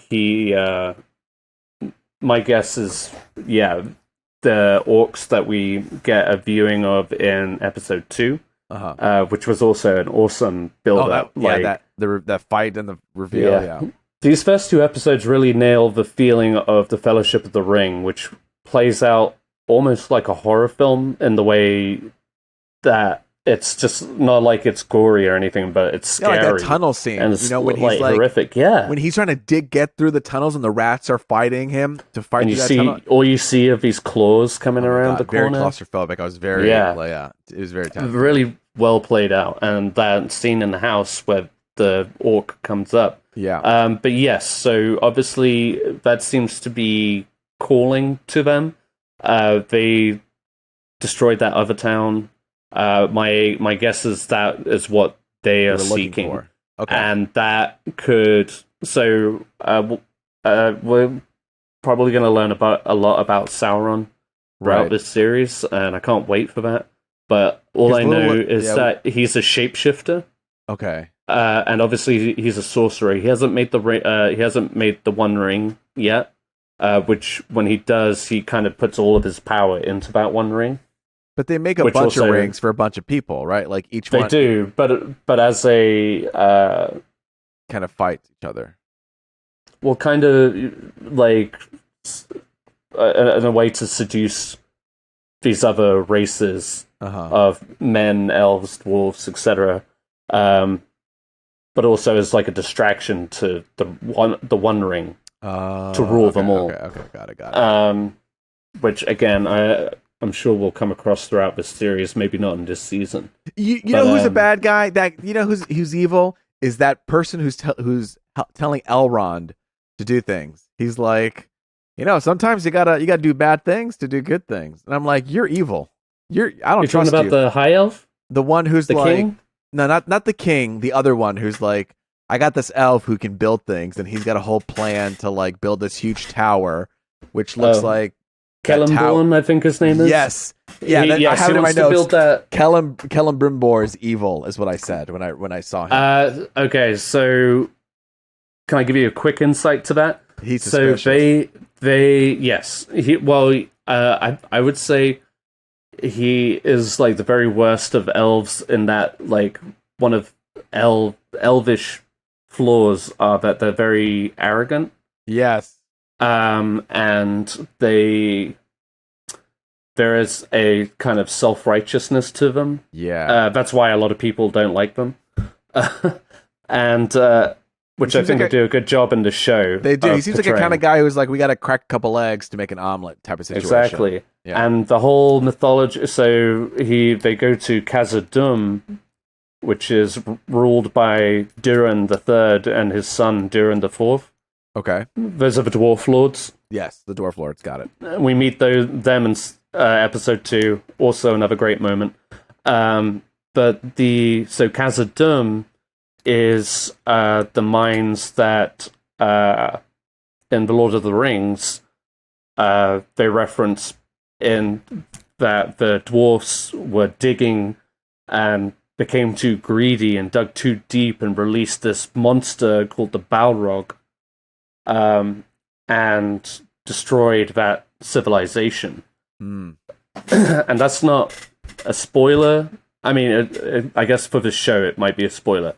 But they allude to that in The Lord of the Rings, and that's what that place is. Oh, okay. So I'm guessing that he's going to come to them with this proposition. And you're right, like it's like an elvish, arrogant thing. I feel like they're just like, hey, I want to build this thing. Let's build it. Yeah. Let's use your talents to do it. That's what it means. It seems unfortunate because Elrond's like coming from a genuine place, and he's using Elrond to be like, hey, convince these trolls. And Elrond clearly admires him. Yeah. and then his dwarf friend, he's like, hey, I'm Elrond. You know, you can trust me, buddy. And his wife's like, yeah, come on, trust him. He's genuine, right? Yeah. And then he's like, oh, okay, I guess I could trust him. And his dad doesn't trust him. But it's, you know, his dad's right, because I feel like Elrond's being used by Clement or that dude, you know. Kellum Brum. Yeah. I'm still learning the names. You know, Kelly's seducing him. And so yeah, I mean, really he really is using the dwarves and taking advantage of them. Like, yeah. But also the dwarves are, I mean, they are notoriously greedy. They are obsessed with gold, treasure. That's why their civilizations dwell within mountains and rocks, you know. So I think there's both at play there. You remember there's a bit where Durin, the king, the older dwarf, yes, they have that thing, that MacGuffin in a box, that he thinks that the elf is after. Yes. And I have some guesses for what that might be, but I don't know the name of it off the top of my head. Okay. So I'm not going to say it for fear of sounding like an idiot. But yeah, I feel like there's two parts to that. Like, yes, the elves want something, but he's clearly hiding something. Mm-hmm. And whatever he's hiding, you know, I feel like they're trying to keep secret what they're finding in the mines, and if anybody else knew about it, you know. Yeah. There's a lot of, and you should watch that preview because you'll get a glimpse of the Balrog. Okay. And that's just what they inevitably unleash. Oh, wow. Because either because of this thing that the king has, or the thing that the elf wants, they're going to go too far in their mining and unleash this monster that devastates all of it. So, but I did love that whole dwarf world. It was like when the dwarfs arrived, it was like, okay, this is Lord of the Rings. Yeah. And I felt that in the first episode, but like each time they introduced another level, I was blown away by it. And again, the visuals look so fucking good. Like, yeah, they do the a good money job. is up there on the screen. The music too. Oh, yeah, God. they do a good job with colors, like for things to really pop. You know what I mean? Yeah. There's one more. Okay. So it feels like this is the like comparison I'm making for this show right now. All right. It feels like Stranger Things and Harry Potter together. Reason being is because it seems like we have these different groups of people that have different knowledge of an evil that's afoot or something, and if they could just come together and share their knowledge, they could together defeat Sauron and the orcs. You know what I mean? Just like in Stranger Things, where they know what's going on with the Upside Down. They all have information. Then once they bring it together, they can save the day. And then it feels like Harry Potter, because it seems like Sauron is kind of like spread about, almost like a Horcrux, like in this sword, in this thing. Like he's kind of like all over the place. And I don't know. I mean, maybe he is like in one singular place, but with that sword being there and it's getting more powerful, it's like, what's happening? Like, is he in hiding? Does he have all of his pieces somewhere? You know, what is going on with, does he need to assemble those pieces to be powerful again? You know, is he just... Well, I think that's why the orcs are trying to, like I said, find the hilt. Right. And I guess, like, through sorcery, Sauron can take different forms. So... It's just like Voldemort taking on almost piggybacking, on in the first movie, you know, in the back of his head type of situation. Like he could piggyback off of people until he becomes in his true full. Absolutely. Yeah. And so I guess it remains to be seen, but Theo, the kid, may be getting some of that in him. Like we could see him become evil. I don't know. It could be fun. I don't know. I'm very excited at the potential of this show, and I want to talk about Yeah. Just real briefly, just like the general response that the show's been getting, which I feel has been absurd. I was really disappointed to get into like Reddit and stuff and just see people trashing it for the most ridiculous things. It seems like people who are super fans, almost like Star Warsy, where they know so much, and that when it's not done the way that they want it to, that it hurts them and annoys them, and so they lash out on it. Yeah, you know absolutely. what I mean? That's the vibe that I'm getting. I don't know if that's true of what you're seeing. No, that's exactly and like I said, very petty things. I feel like exactly what you're saying. I feel like they have the original trilogy in mind, and I'll say this, that Peter Jackson was quoted as saying like he offered to right, I heard this. I guess help in the show as or just like I guess as what's the word I'm looking for? Like a consulting a consultant, just because obviously the show wouldn't exist basically without his movies. And whatever you think of the Hobbit movies, the Lord of the Rings like made this show possible. Right. And you see that in the visual flair, the music even, and the styles and it's stuff. Definitely emulating that feeling. Yeah, but it does it so well, and the show copies that, or does that so well that I feel like that would be forgiven. There's clearly a lot of love going on, and I don't know, like when you're complaining about how the elves' hairstyles look, or the color of their skin in a lot of sad cases, I'm afraid, it's just like, but everything I've seen, I just feel like, it works, it's like, and also this is 1,000 years before. So what you know from those movies, and I feel like there are very few people who have, read the books and are coming into this show and quibbling with how it holds up to the books, but more so the movies. And because it's not that, or exactly that, like you said, they're willing to knock it, like, at every turn. But, like, I feel like in any other show, any other premise, this would be, like, wonderful world building, which it is. So yeah, it was a weird sort of thing. I felt like everybody was just knocking it for the silliest reasons. I didn't even like partake because people have it so set in their mind that this isn't a good show. It's funny. I feel like there's a dynamic switch where when House of the Dragon was coming out, people were ready to shit on it, and then when Rings of Power was coming out, people were ready for it. And then as they premiered, they've almost kind of like swapped. Yeah. Where people are like, oh, I guess I could go back into Game of Thrones. And then Rings of Power, people had so much invested into it.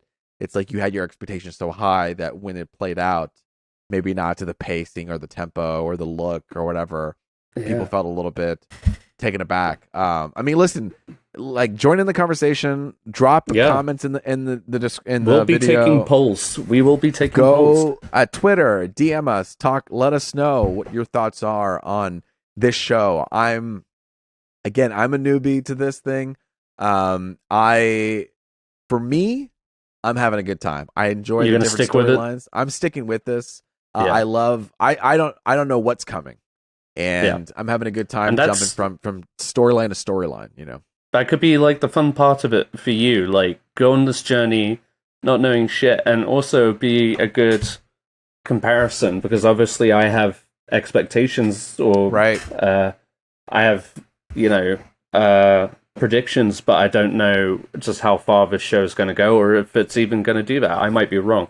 A lot of my knowledge does come from movies. I did read the books a long time ago, but I was also young, and those books are hard to get through. I'll be honest. But you have enough knowledge that you can go on Reddit and get some insight that can like help you out, Yeah. And so I'm excited. As we all do. Yeah. I'm excited because you're doing the Rings of Power. Miguel's going to talk about like he's on the House of the Dragon train. I'm in between, not knowing really anything, and I'm going to throw out wild predictions that like could probably not happen at all. But I'm kind of like the fresh blood here. I'm ready to take in, to be thrown into these worlds. Yeah, no, I'm excited for the next episode. I want to know what's going on. I want to know where we take it, and the fact that they said that they knew what the last shot was going to be. It's reassuring. It's reassuring. It's like, oh, they know where they're going instead of they're building it. Exactly. Yeah, and they're working off of so much, content. Yeah, they're like from J.R.R. Tolkien. So it's I was super excited going into this, and I'm so relieved and honestly blown away. Like, I don't know where this story is going to go just yet, but I think the first 2 episodes do such a great job at introducing us to the story that we're about to embark on, and I'm here for it. How many episodes are there this season? I'm not totally sure. I was trying to find the answer to that earlier, and I either got distracted or couldn't find it. But let's see.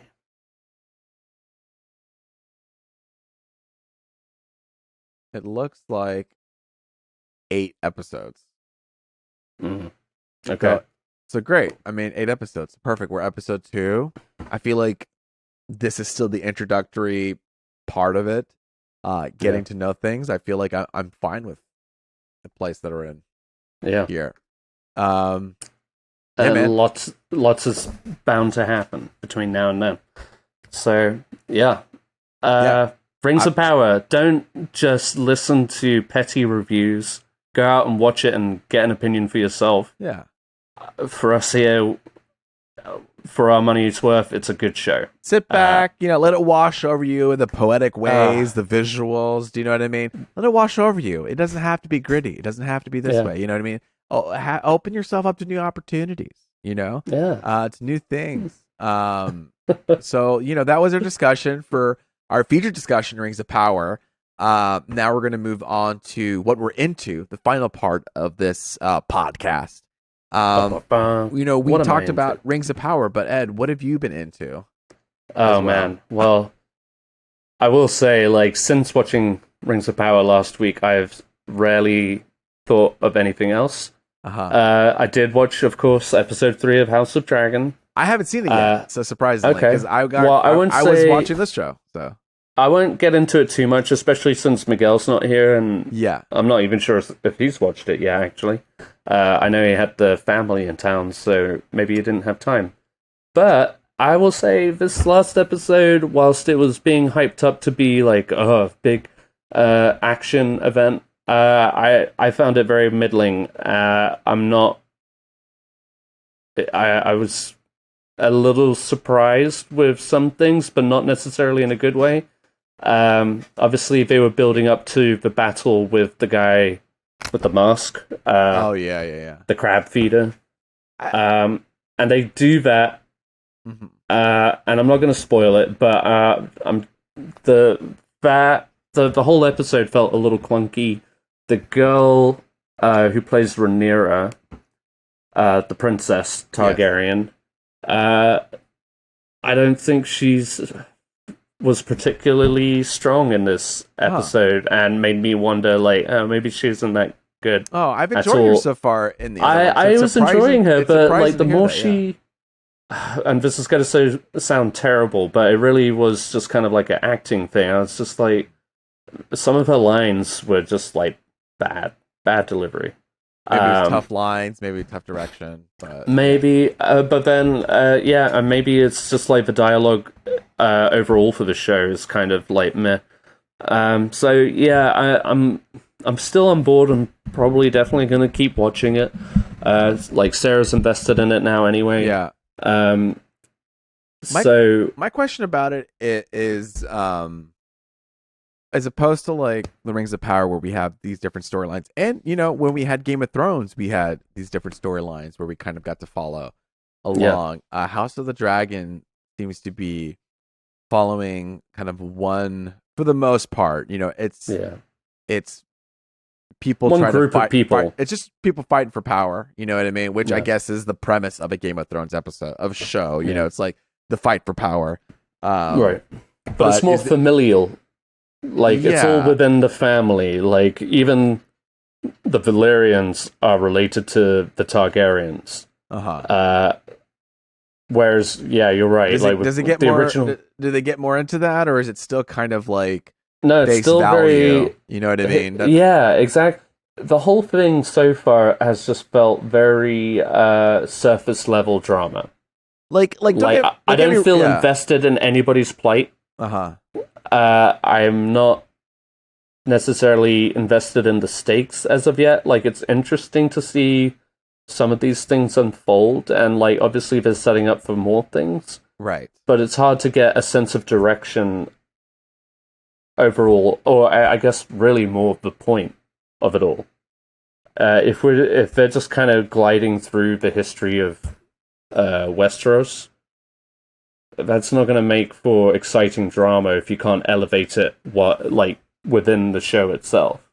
Man, I wish Miguel was here so I could hear what he has to say about it too. But like, I'm kind of, this is funny. We're like a one camp tooting our horns here about it. But yeah, I feel I don't know. Just for me, it hasn't, like, I've heard the story and it feels like having more.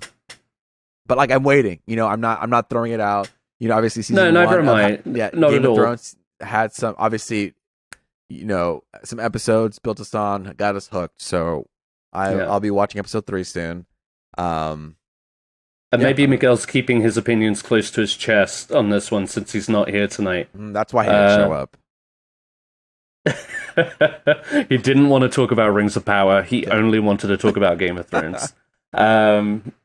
Yeah, so, like you said, I'm going to keep watching it. I don't think there's a possibility that I'm going to stop watching it. I'll keep up with it. Also, because it's one of those shows where you want to stay in the loop. You don't want to fall out of it and then be like, oh, you missed this great fucking episode. Yeah. Oh, you didn't watch it? Oh, man. Yeah, and you're like, fuck, I gotta capture up on like 12 episodes to finally catch up quickly. Yeah. And if it turns out to be bad, then who wants to do that? If you stay with it, you don't have to regret wasting 10 hours at the end. So, and we're not to that point yet. I feel like they are building it. There's something there that they're trying to build to, and they just haven't hit that point yet. People love the tone and the feel. They love the grittiness. They love the fucking power hungry. They love the fucking dragons and all this. And I feel like I've mentioned this either last week or the week before, but allegedly, and this is purely based off of like critics' reviews, because I got to see like the first 4 or 6 episodes. Yeah. Apparently, the 4th episode really takes off, and I'm trying to level my expectations. I don't want to be like, oh, well, this will make or break it. But apparently that's the one where it gets good. Right. We'll see. Who knows? It's funny. Like, I don't know. I think story structure is always interesting. When I was watching Sandman, story structure to me was super interesting. How it doesn't follow something conventional. It felt very epic. It almost had like multiple storylines within this grand scope of things. And sometimes they didn't connect and they were just influences to another. And so I'm always curious to how this story structure of House of the Dragon is going to play out in the end. However, like, especially when we have this new casting with older characters, like, how does that reflect each other? Will it be a mirror of the first part of the episode? After looking back at it, will we look at it and say, oh, this was played well because there's a contrast to the second half of the series? You know what I mean? Like, story structure, and especially with the season, is always a very interesting thing of you won't really know until you've kind of gone through the threshold. And then see the bigger picture take place. Yeah. Like I said, I feel like that's what the show might be holding out on. And we're just kind of going through the, just like the prologue, as it were, before we get to the meat. What the House of the Dragon is all about. Absolutely. Because as of yet, I'm not feeling it. Yeah, and you could, after a couple seasons, you'd be like, wow, it really like slow burned or like really set it up nicely where there was a calm before the storm, and then shit really hit the fan. We're establishing these characters. So I mean, Exactly. I think we're in the same boat, you and me. But what I've been into is something that you have seen, and then I finally got to catch up on. Is Men. I finally saw that thing. Let's see. That thing. What's it called? Directed by Alex Garland. Alex Garland. Yep. Who did Ex Machina, and he also did Annihilation. And a couple of Black Mirror episodes, as I understand. He was the showrunner originally, or something like that. I might be wrong about that. But... He did something. Okay.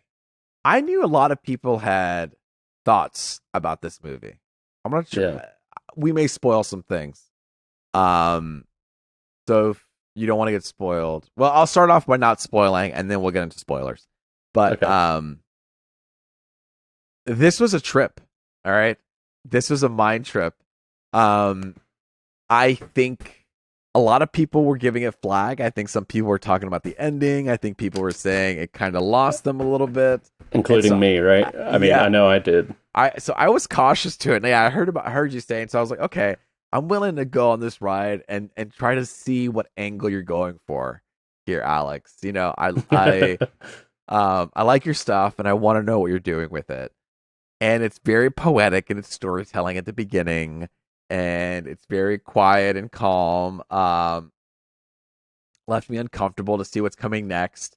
But it's enigmatic, it's surrealistic, and it's just kind of floating. Like, where are we going with this? What is happening? We're just kind of like watching a wallpaper scene happen. We're just kind of floating in between scenes, not knowing what's next.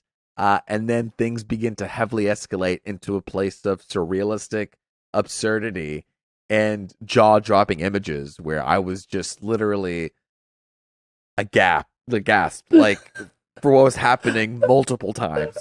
In front of your face. In front of my just face. Like, and you're trying to grasp as to the why. Yeah. As much as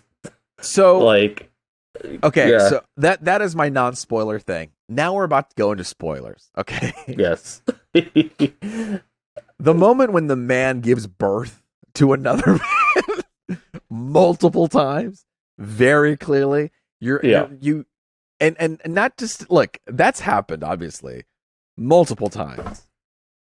But throughout the movie, there is a man who looks the same in every single person, and it's not being addressed at all. And the woman is kind of escaping from the traumatic experience she had with her fiance or boyfriend, who they got into a fight. He was threatening to kill himself, and he supposedly fell off of the floor above them, fell down. Trying to hop down, yeah. Because she kicked him out. He was trying to hop down to the floor underneath. He fell down, and then he died. So she obviously had a traumatic experience. She went to this cottage to kind of escape all that. As she's there, everyone looks the same. Like, all the men look exactly the same. You're not sure what's going on. Things are kind of happening just as they're happening. You don't really know why they're happening. Why is she meeting these people? And then it culminates. Each of the men giving her varied but similar creepy vibes. Exactly. Like different forms of creepiness, stalker behavior, gaslighting behavior, stuff like that. And some begin to do fantastic. Like, first it starts off weird. Obviously it's fantastical because they all look the same. She doesn't address it, only we know. And then it becomes even more fantastical where they all appear on screen and they're gone. Literally the next flash of a frame. And so things like physics start to really go out the window here. Obviously it goes to that scene where this man his belly starts to fill up and he's naked. Then he falls to the floor, births out, happens again, births out, keeps going until it gets worse, until it's like coming out of his back. And then we realize it's her ex-boyfriend who is there. And then at that moment, I was like, oh, this is a ghost haunting story.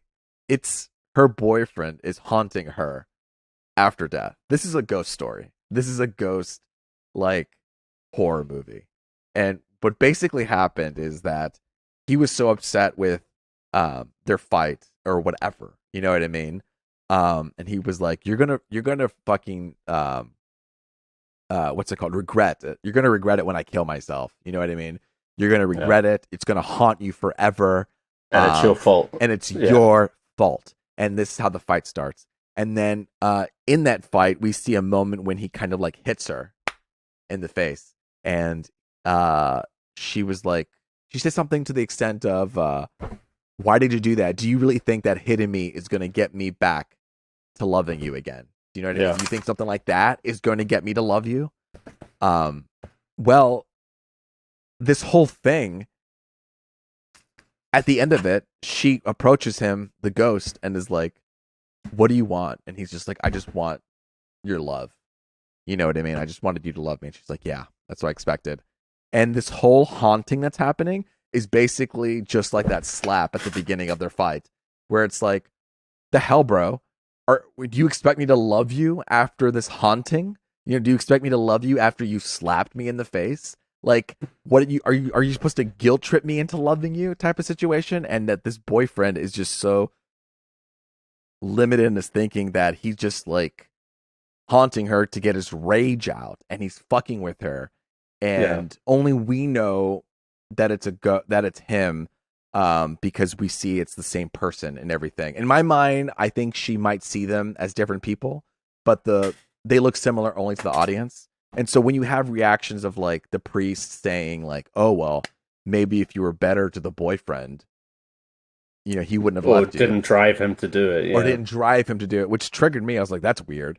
I was like, oh, and that's the gotta be him. the nonchalantness of the cop who let go of a creepy guy in the woods.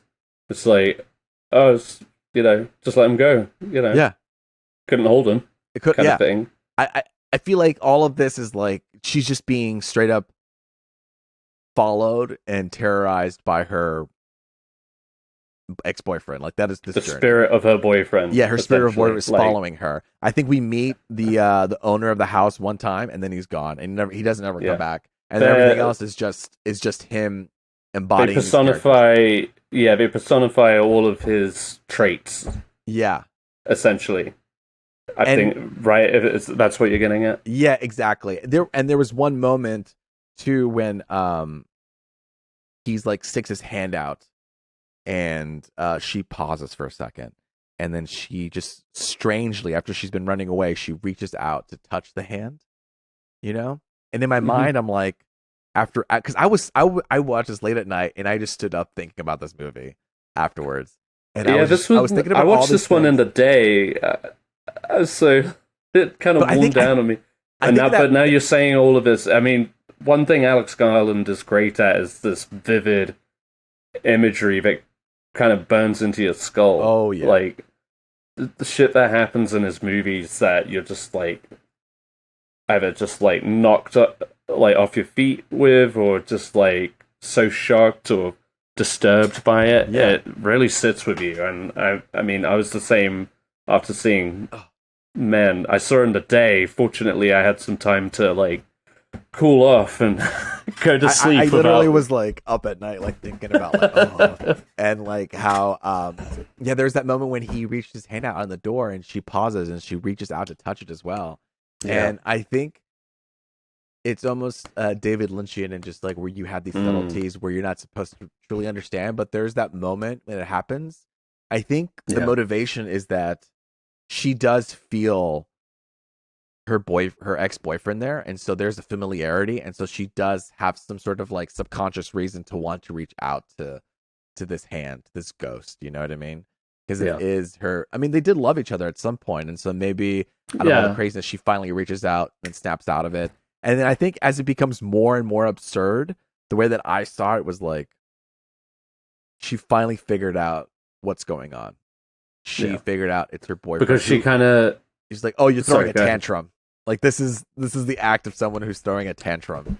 Like her, yeah, because there's a certain weariness to her performance. Like she's not screaming at the horror that's happening in front of her anymore.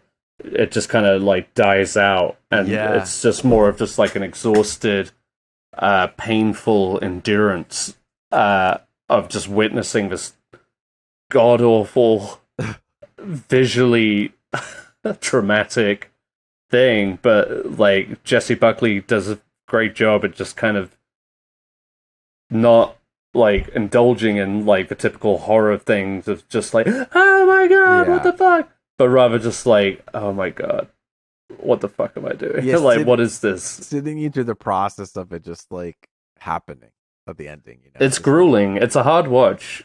I mean, right? I mean, yeah. Oh yeah. It's not easy. Like I saw it in theaters, so I got to see that visual on a big screen. I mean, what was that like with an audience? You know, it was weird, man.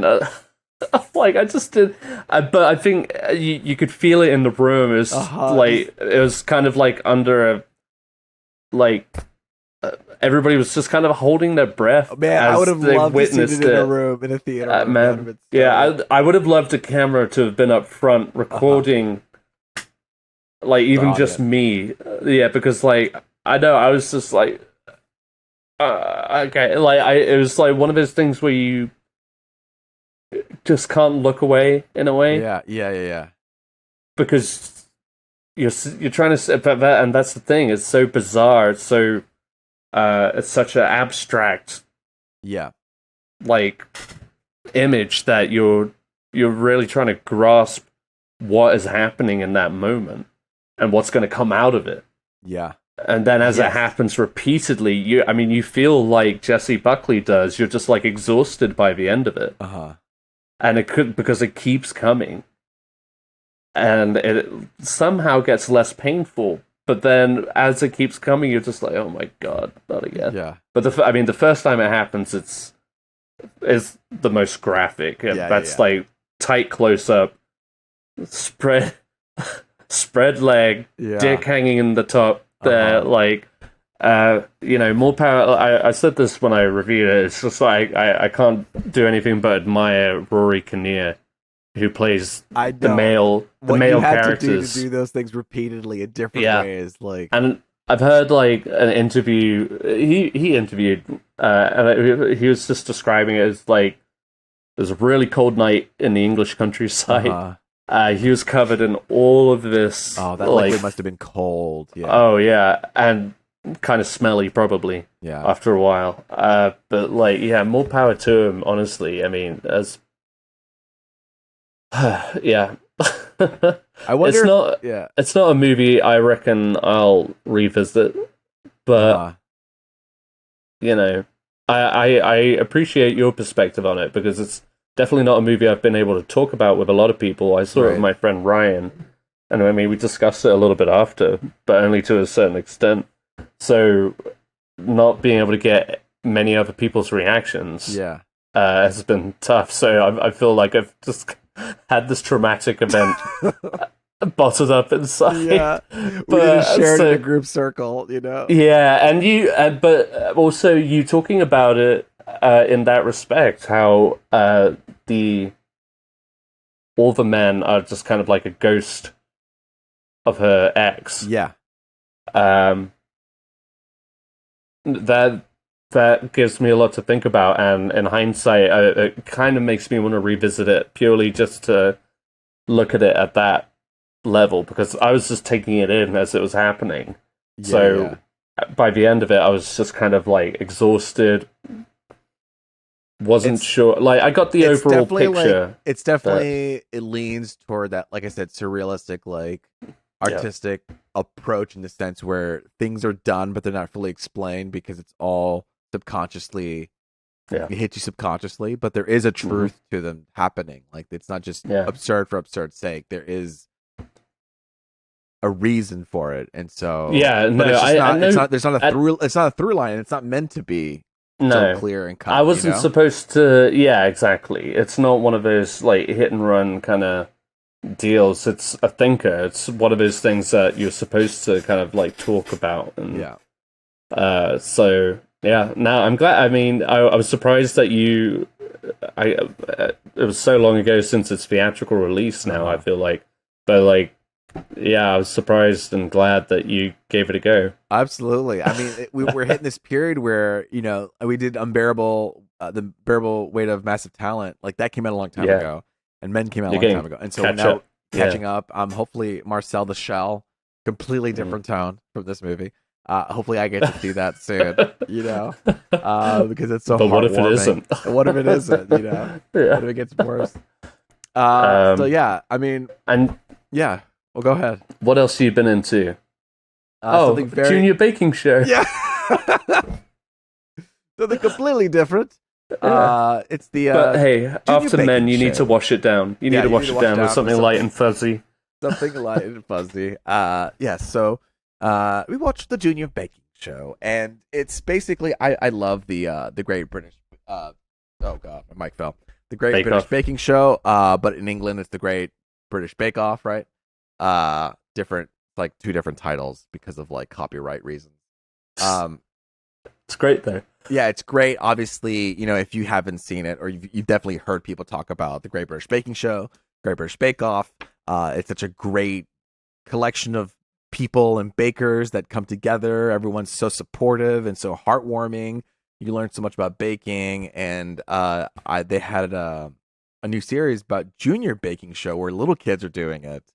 I don't know if you've seen it, but so usually I have not. When you do the Great British Baking Show, the adult version, you have 3 rounds. You have the signature, you have the technical, and then you have the what's it called? The showcase. The showstopper. The showstopper. Yeah. Signature, they get to kind of like, they all have the same dish, but they get to kind of show it in their own way.